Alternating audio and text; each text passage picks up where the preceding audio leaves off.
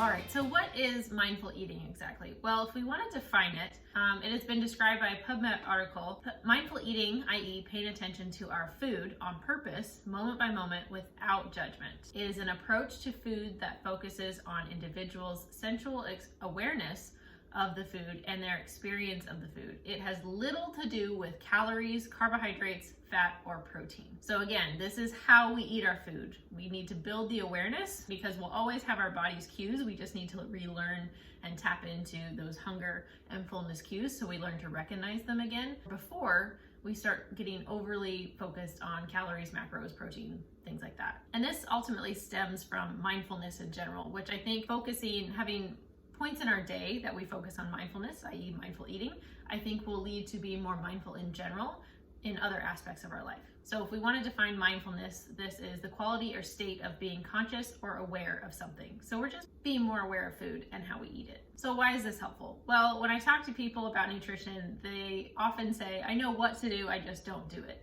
I think they know some things, but it's never really emphasized, or I haven't really heard it emphasized very much as far as how you eat. It's always like, oh, well, you have to have the perfect plate. You have to have X grams of protein and all the vegetables and only healthy fats and all of these things. But in real life, we're going to eat substandard food.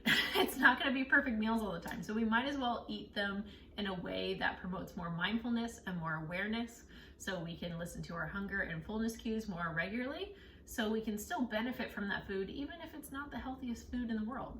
This is especially true for people who have had troubled relationships with food in the past, whether that's a diagnosable eating condition or eating disorder, or just disordered eating habits, or just habits that you don't like that you do. This will help. If you come from diet culture, you've probably heard all the different eating strategies, but again, the way in which you eat is so helpful for you to reconnect to those signals. So you don't have to listen to media. If you start to connect and start to listen to the signs that your body says, hey, I really am benefiting from this. I'm feeling so much better. Here's some more energy. Here's some better sleep.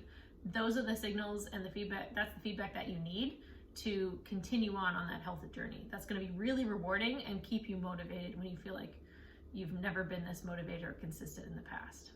So in the next video, we will talk about setting up your environment for success for mindful eating.